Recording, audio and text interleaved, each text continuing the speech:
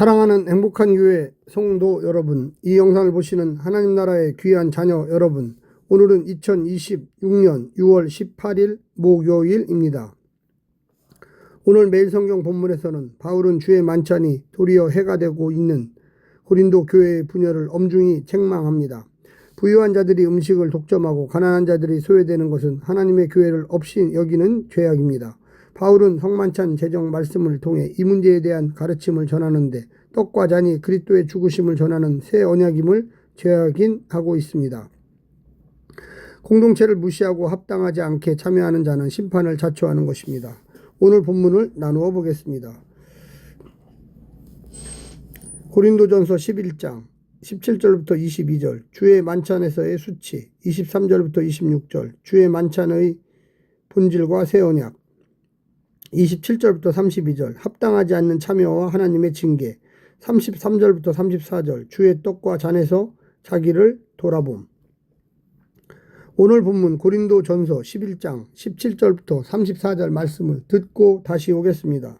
내가 명하는 이 일에 너희를 칭찬하지 아니하나니 이는 너희의 모음이 유익이 되고 도리어 해로움이라. 먼저 너희가 교회에 모일 때에 너희 중에 분쟁이 있다 함을 듣고 어느 정도 믿었거니와 너희 중에 파당이 있어야 너희 중에 옳다 인정함을 받은 자들이 나타나게 되리라. 그런즉 너희가 함께 모여서 주의 만찬을 먹을 수 없으니 이는 먹을 때에 각각 자기의 만찬을 먼저 갖다 먹으므로 어떤 사람은 시장하고 어떤 사람은 취함이라. 너희가 먹고 마실 집이 없느냐? 너희가 하나님의 교회를 없인 여기고 빈궁한 자들을 부끄럽게 하느냐? 내가 너희에게 무슨 말을 하랴? 너희를 칭찬하랴? 이것으로 칭찬하지 않노라. 내가 너희에게 전한 것은 주께 받은 것이니 곧 주 예수께서 잡히시던 밤에 떡을 가지사 축사하시고 떼어 이르시되 이것은 너희를 위하는 내 몸이니 이것을 행하여 나를 기념하라 하시고 식후에 또한 그와 같이 잔을 가지시고 이르시되 이 잔은 내 피로 세운 새 언약이니 이것을 행하여 마실 때마다 나를 기념하라 하셨으니 너희가 이 떡을 먹으며 이 잔을 마실 때마다 주의 죽으심을 그가 오실 때까지 전하는 것이니라. 그러므로 누구든지 주의 떡이나 잔을 합당하지 않게 먹고 마시는 자는 주의 몸과 피에 대하여 죄를 짓는 것이니라. 사람이 자기를 살피고 그 후에야 이 떡을 먹고 이 잔을 마실지니 주의 몸을 분별하지 못하고 먹고 마시는 자는 자기의 죄를 먹고 마시는 것이니라. 그러므로 너희 중에 약한 자와 병든 자가 많고 잠자는 자도 적지 아니하니 우리가 우리를 살폈으면 판단을 받지 아니하려니와 우리가 판단을 받는 것은 주께 징계를 받는 것이니 이는 우리로 세상과 함께 정죄함을 받지 않게 하려 하심이라.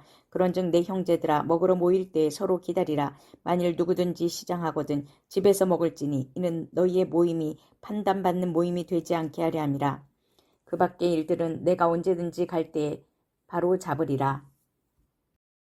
고린도 교회의 성만찬은 부유한 성도의 집에서 애창과 겸하여 이루어졌으나 사회적 신분에 따른 문제가 심각했습니다. 당시 로마의 식사 관습에 따라 부유한 사람들은 안쪽 식사 자리에서 먼저 풍족히 먹고 취하였으나 늦게 도착한 가난한 노동자들은 밖에서 시장한 상태로 수치를 당했습니다. 바울은 이것이 사회적 계급 의식을 교회로 가져와 언약 공동체의 연합을 파괴한 행위라고 지적합니다. 그는 이들이 자기 만찬만 줄기 뿐만 아니라 진정한 주의 만찬을 먹는 것이 아니며 빈궁한 자들을 부끄럽게 함으로써 하나님의 교회를 없인 여기는 것이라고 강력히 책망하고 있습니다. 오늘 본문을 세 부분으로 나누어 자세히 설명드리겠습니다. 첫 번째, 연합의 자리가 분쟁의 자리가 되다. 주의 만찬은 우리를 위한 그리스도의 희생을 기념하면서 그 사건으로 이루신 하나님과의 은혜와 이웃과의 화해를 극적으로 실현하는 자리입니다.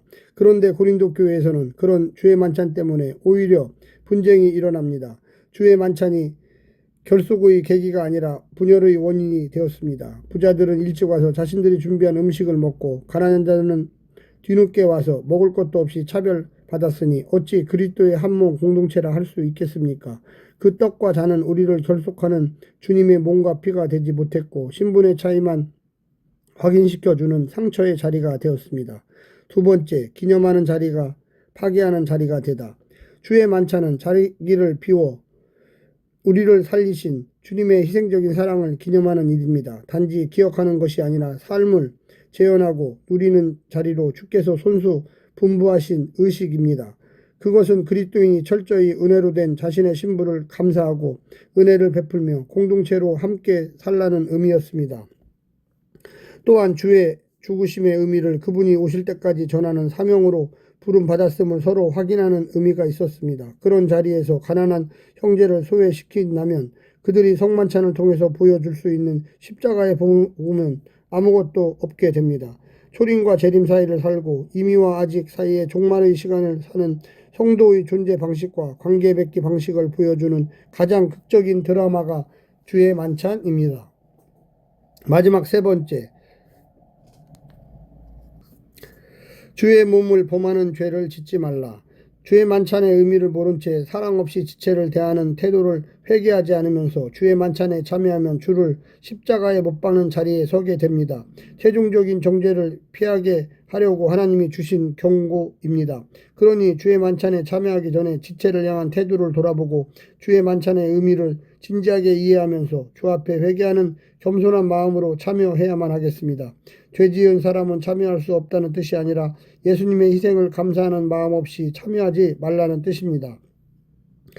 실제적으로 형제들이 다 참여할 때까지는 주의 만찬 의식을 시작하지 않고 기다리라고 이야기합니다. 지체를 먼저 배려하는 자유의 사용, 즉 십자가 삶의 또 다른 예입니다.